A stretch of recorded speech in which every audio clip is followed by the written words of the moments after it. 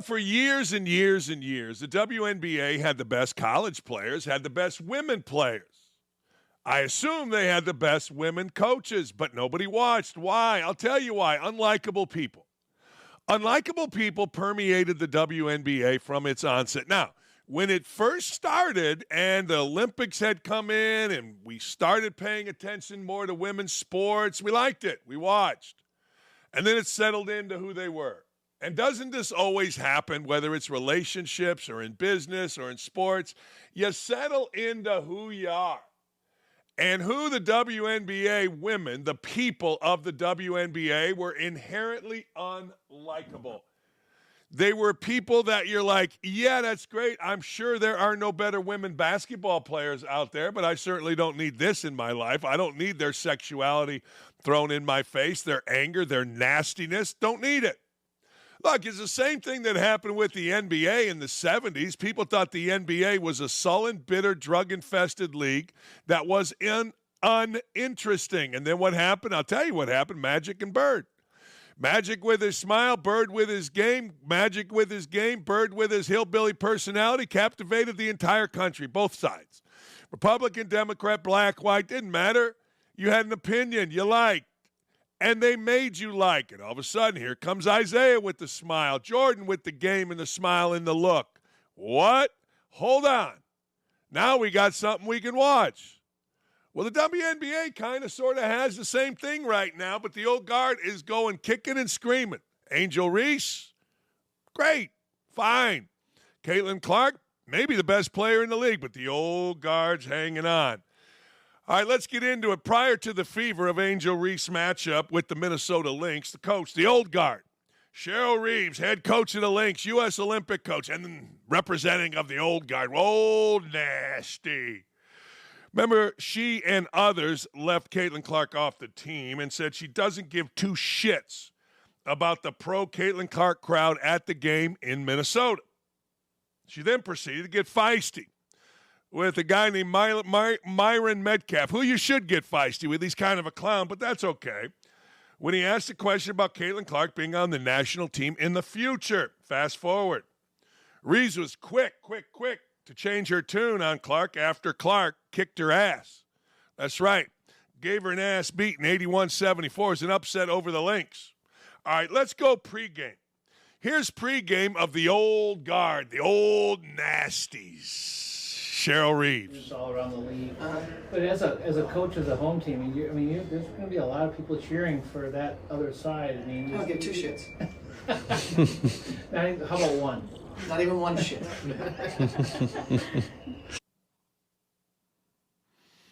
See, that's how you lose audience. Not seriously, that's how you lose audience. You lose audience by standing up there looking all sloppy. Well, I don't give two shits. That's 2000 to 2024 WNBA, when nobody gave two shits, not even one.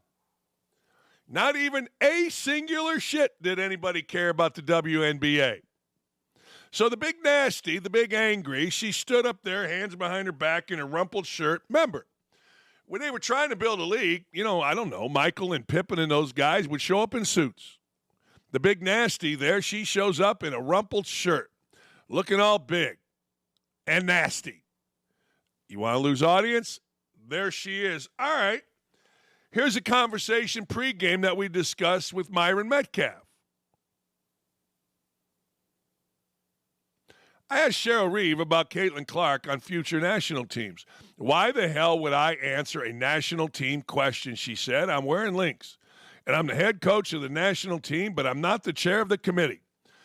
Anyone want to venture into anything else? Myron was wrong for asking the question, probably, and Cheryl Reeves is probably right. This is a Lynx game. This isn't a national team game, but here's where Myron wasn't wrong. Myron wasn't wrong by asking a question about Caitlin Clark. The Lynx is playing Caitlin Clark. So you ask a question about Caitlin Clark.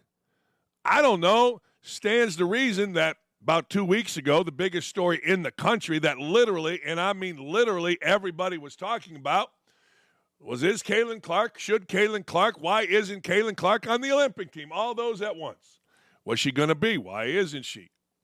So it stands to reason when Caitlin Clark comes to your city, you want to ask that question. I get where the big nasty's coming from. I do. Going at Myron. I get where Myron is by asking the question. You know, she's saying, look, it's a Lynx thing.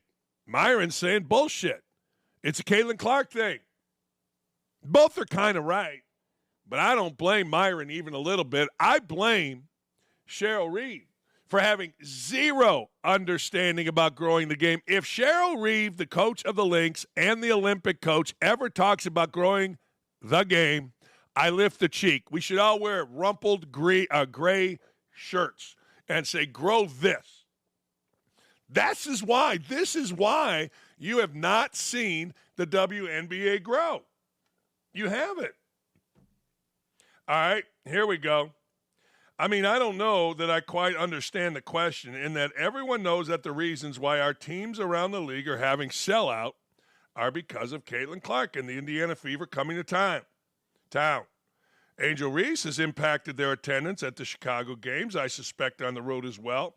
So what the league can do is be ready to capitalize on the moments, but it's much like when we saw Bird and Magic come into the league, right? Well, how do you capitalize on those moments?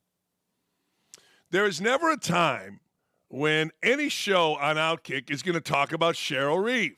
Never, except when she leaves or is part of leaving Caitlin Clark off of the Olympic team. When are we going to talk about Cheryl Reeves? We're going to talk about Cheryl Reeves when Caitlin Clark comes to town. This is your opportunity, Ms. Reeves, to grow the game.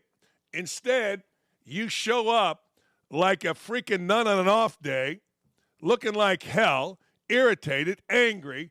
That ain't growing the game. That ain't what Bird and Magic did. Hell, Magic wore a suit. Magic always looked right. You look like ass. It's a big deal.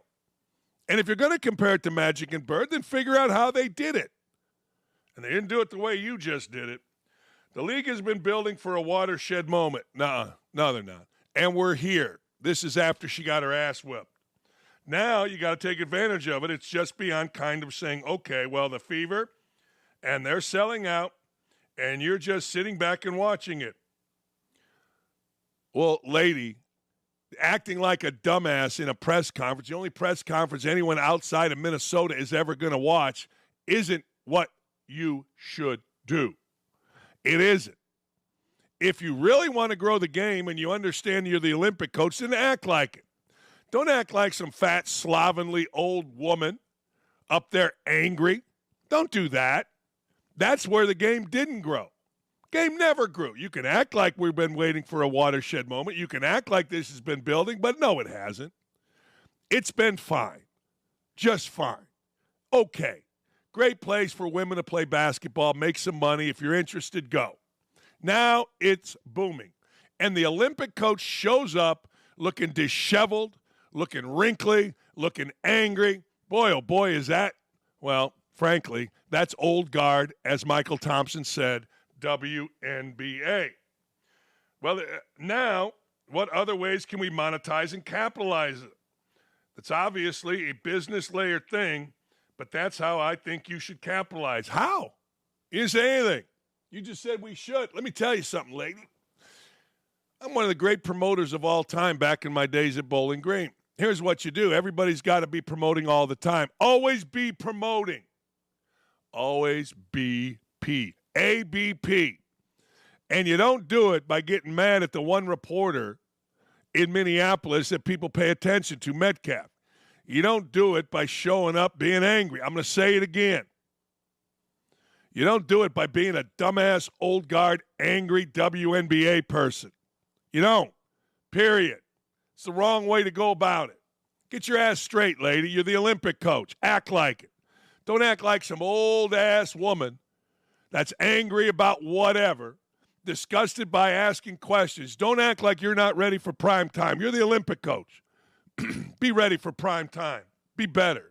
That was horrible.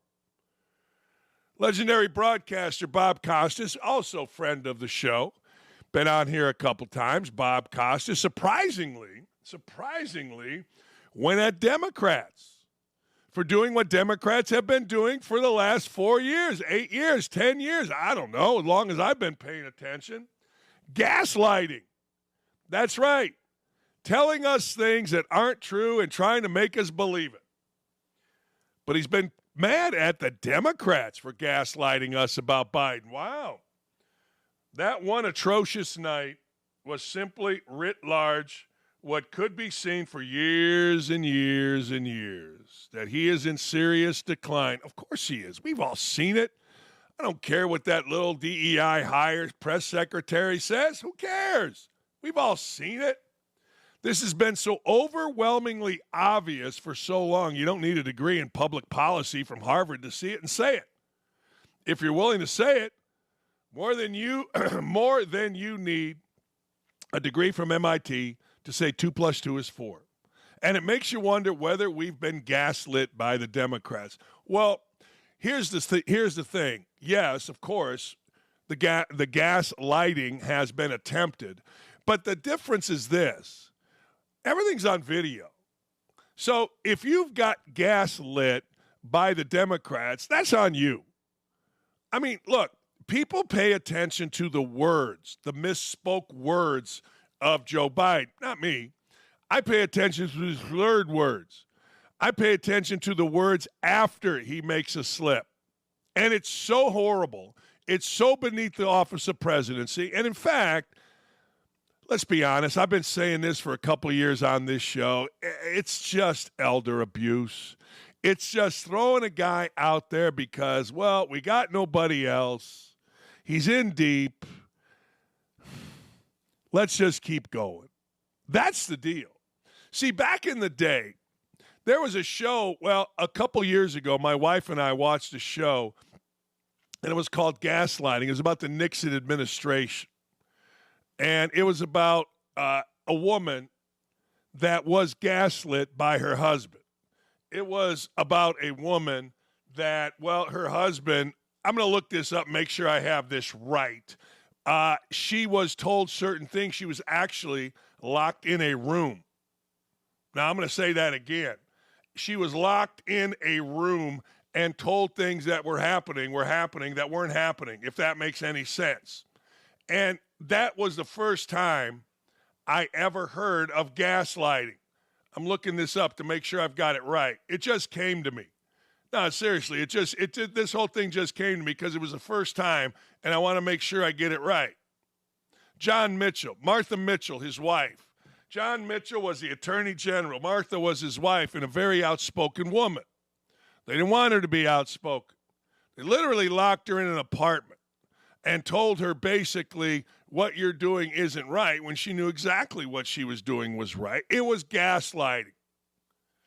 But she couldn't have video then. She didn't have proof. Now we got proof. Now we got, wait a second. Here is the president slurring, stumbling, falling.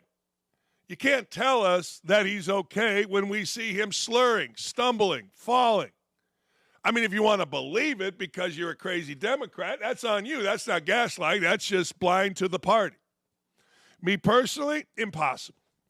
If I got video, you can't gaslight me. Like, I'll tell you this, and I'm on the wrong side of this.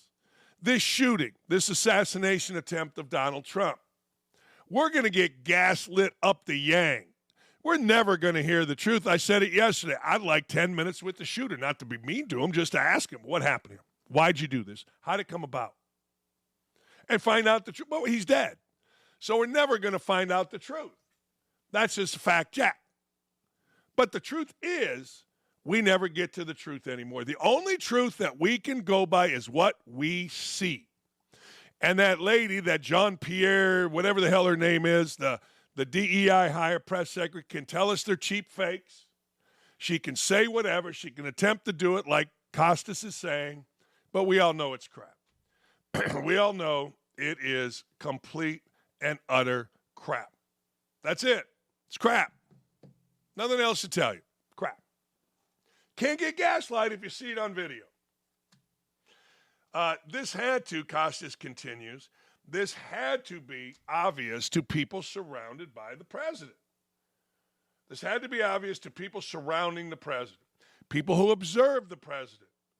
Wouldn't it have been an act of patriotism, if that's not too overblown a word on this case, to lay that out? Oh, you can't do it. Like, I'm with Bob. Like, it would have been a great act of patriotism to say, hey, let's go. Let's do this. But no one's going to do that. Who's going to step outside? And if they did, let's say they did, you know what would happen? The gaslighting would be going on and on and on.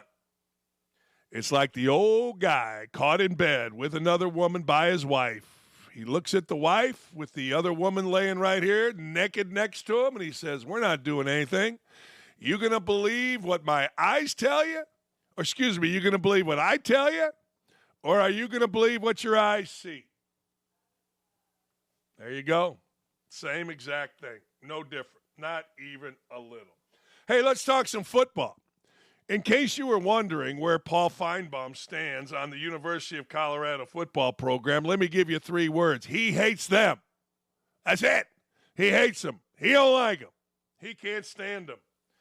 Finebaum took a seat on Monday live from the SEC Media Day.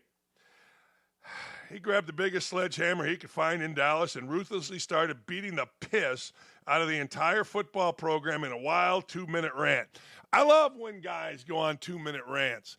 I love when Nick and Nick say beat the piss out of, because I'm like Ron Burgundy. I'm reading this, and I'm just like, oh, I'm reading it. I didn't really want to say beat the piss out of, although I've now said it 3 times. But they snuck it in on old Burgundy here. Let's hear from Finebaum. Anyone asking whether Deion Sanders and Colorado are close to the playoffs simply doesn't understand the reality of the road. They're not going to the playoffs this year, and I'm not sure Deion Sanders is ever going to get them to the playoffs because I don't think he has the patience to stay at Colorado long enough. There's so many misconceptions out there. Deion Sanders is the best salesman I've ever seen. I personally love the guy and for what he stands for. But the program looking out has a ridiculously inflated view of itself. I heard Shedeur Sanders, who's a fabulous quarterback, say last week, we are everyone's Super Bowl. Shedeur, you are not. You are an easy win nowadays. You got off to a phenomenal start last year, beating a couple of mediocre teams that had big names. And quite frankly, you haven't done anything since other than crash and burn. So I know that the media loves this story. We fall all over ourselves. But Colorado isn't important in college football. Deion Sanders is. He's a standalone person. He's one of the most charismatic people we've ever seen. But Colorado is nothing. They don't matter. They're irrelevant in the big picture of college football. Well, that's a pretty good sledgehammer. That ain't bad. You know, we're going to see. Like, you know, one of the things that we do now is we are all in or all out.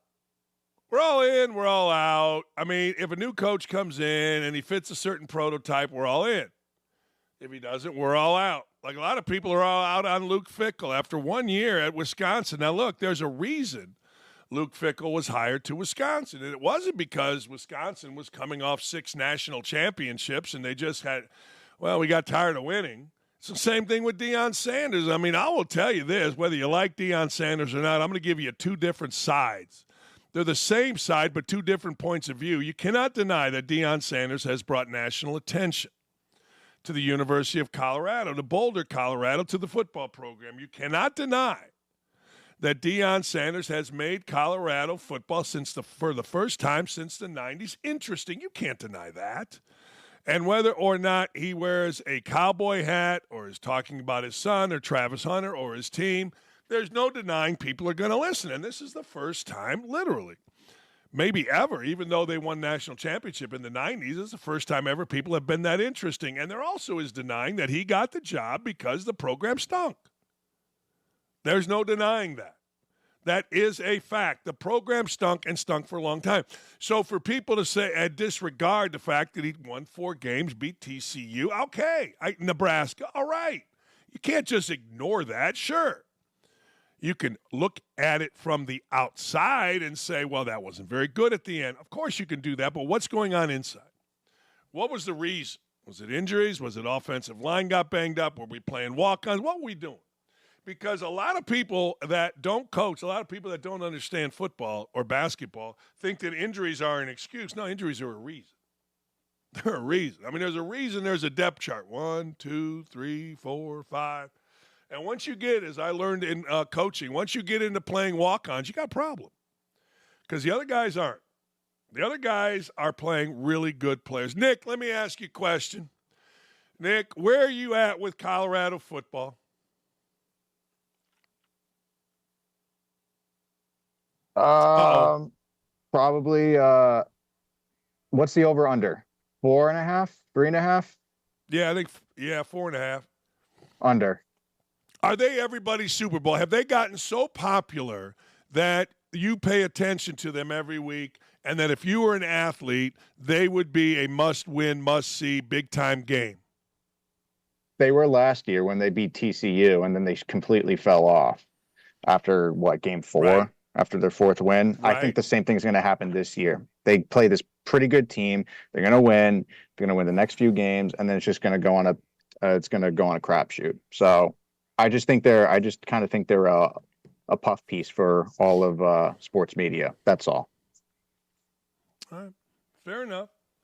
Fair enough. Yesterday, weirdly, I thought, I don't pay much attention to the Morning Joe. I don't pay attention to that show. Mika and Joe, I guess, is who they are.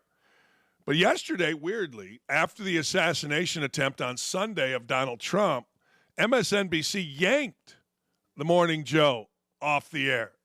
Yanked Minka and Joe. Said, you ain't coming on. Today, Minka and Joe were back on, and Joe said, look, if you want to yank us off, you can get another host. Well, I got news for you. They did yank you off. They did. So if you're going to say, if you are going to yank us off, you can find another host. Well, since they did yank you off, maybe they're going to find another host. I'll tell you one thing, man. I would not challenge a network to take me off the air. It's like I always said about coaching. Don't tell somebody, fire me. You guys can just fire me if you don't like. No. Don't do that. They might take you up on it. But Mika and Joe, they just came out today and said, hey, look, you don't like us? You can get rid of us. Well, no. Anyway, it's interesting. I'm fascinated by it, and we'll see what happens moving forward. I like this, man. Donald Trump called on the Secret Service to give support, protection to Robert F. Kennedy Jr. How can they not? You know, my high school coach, we were supposed to be on a stage with the Kennedys, Teddy Kennedy in Gary, Indiana. I wanted to sit next to Teddy Kennedy. My high school coach goes, no. We're sitting at the end. They shoot Kennedys, and sometimes they miss. I'm like, you're right. He was right. According to a report from CNN, the parent company NBC feared the whoa. I'm sorry. Let me go to Morning Joe. My bad. I'm sorry. According to a report from CNN, the parent company, NBC, feared the show might make an inappropriate comment on live TV that could be used to assail the program and network as a whole. Basically, they were scared of getting sued. How about that? A person familiar with the matter, this is about the Morning Joe being off, told CNN that the decision was made to avoid a scenario in which one of the show's stable of 24+ guests might make an inappropriate comment on live television that could be used to assail the program and network as a whole. Given the breaking news nature of the story, the person said, it made more sense to continue airing rolling breaking news coverage in the fraught political moment. Well, I got to tell you, there's more to it. MSNBC has not specified to its programming plans for the rest of the day on Monday. It did not. Unlike Fox News, CNN, the network does not air news programs in the daytime or evening. MSNBC decided in 2022 by removing Meet the Press Daily from the lineup that it was best suited to airing wall-to-wall opinion programming. The lineup for MSNBC only grows more radical after the morning. Notably, 7 p.m. host and noted crazy person Joy Reid recently unloaded a deranged rant on social media in which she referred to Trump as Hitler. Primetime hosts Rachel Maddow, Chris Haynes, Lawrence O'Donnell won't exactly strike anyone as responsible journalists either, particularly as it pertains to Donald Trump. Boy, is that true. I mean, that Joy Reid's just out of her mind. In fact, if I were Trump, I want Joy Reid to dislike me. I always like it when jackasses dislike me. It means I'm doing something right. My father told me that a long, long time ago. But if I were Morning Joe, I would be saying, hey, wait a second here. I'm supposed to be your bell cow in the morning. That's what I'm supposed to do. And you're taking us off? The hell is that? The hell are you doing? You don't trust us? Well, it's not that they don't trust you. And let me tell you something. That happened with Jack Black. Remember Jack Black? Jack Black is on tour. All right? Jack Black is a guy that was in the movies, School of Rock, and people know him. He's on tour, and he's very anti-Trump. Well, one of Jack Black's bandmates, a guy named Kyle Gass, said, next time, don't miss. On stage, during a Jack Black concert, about Donald Trump's assassination attempt. Crowd booed. Jack Black canceled the rest of his tour, costing him, obviously, money. Because Jack Black did not have a handle on his own band members. Well, this is why MSNBC did this with The Morning Joe. They did it with The Morning Joe because, sure, they can tell the lady and Joe what to do, but all of a sudden you get some guests on there. All of a sudden, boom. But here's the deal with that. If you're worried about guests and you trust your host, don't bring guests on. Pretty simple. I mean, I do a 2-hour show. I mean, if we didn't have guests, I could do it without guests.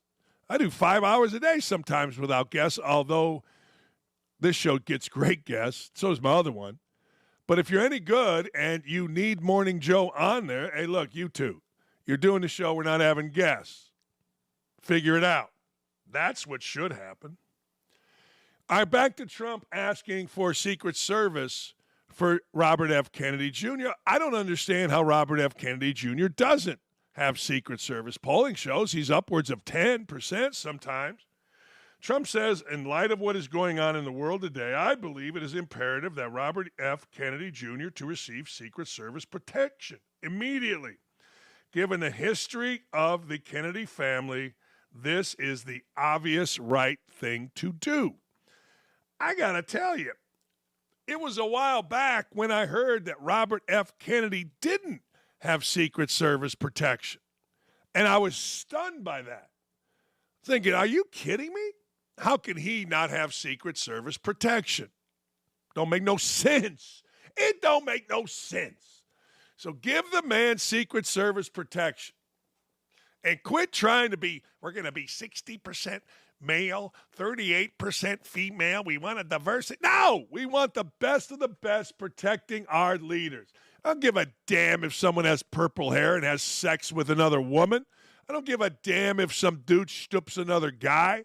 I don't want to hear about we got to get 68% women and 35% men. Diversity is our strength. Oh, shut up.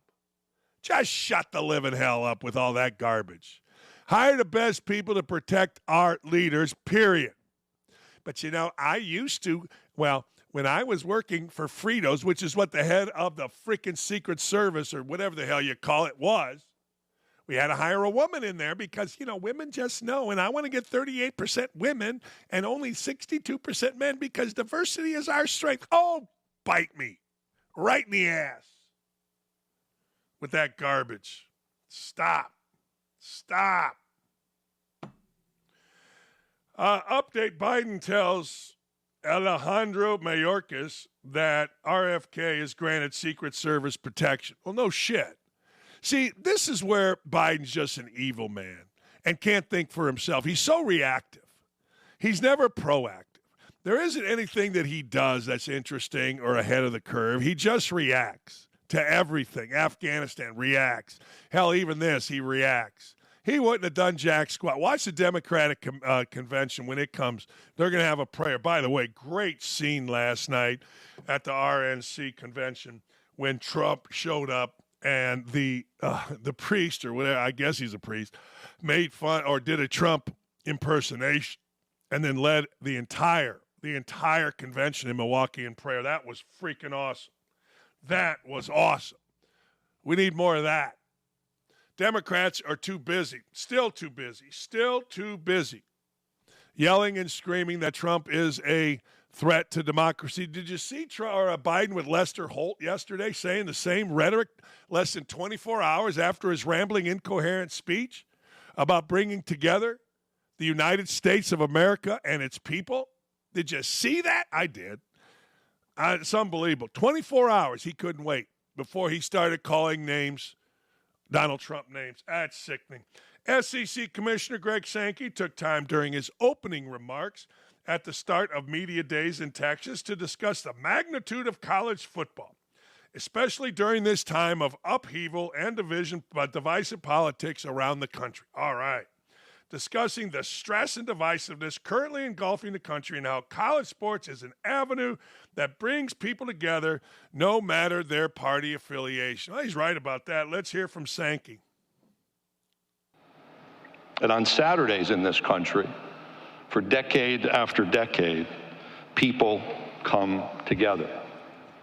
We actually need more of what we do in college sports. And in college sports and in college football in particular, we know, there's an opponent on the field, and spread across a stadium, there's a peril from the opposing teams, one dominant, one in the minority.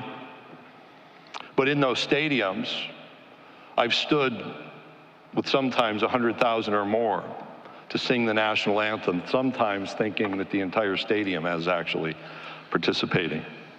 I've joined in those stadiums as you watch maybe a Chinook helicopter fly over, a B-2 bomber, or an F-22, just amazed. And then celebrated a little bit later in the game when during a break we stop and we bring the flight crew onto the field and celebrate them for their service.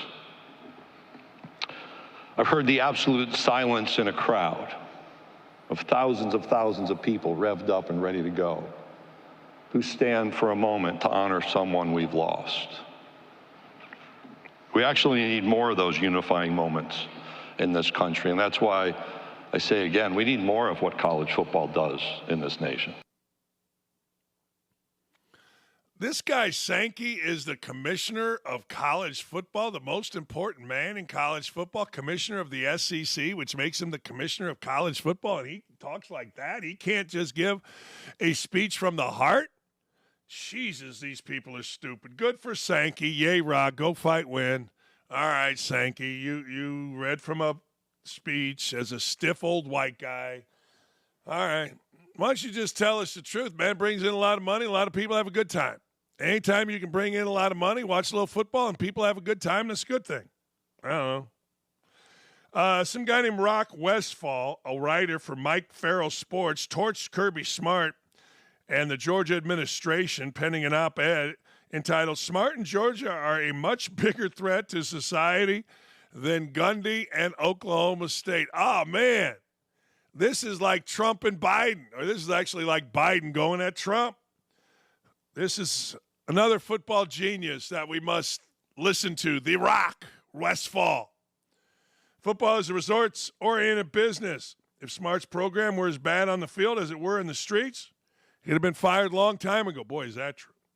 Since 2023, there have been 24 driving-related incidents by the Bulldogs with the aforementioned loss of life, actually loss of 2 lives.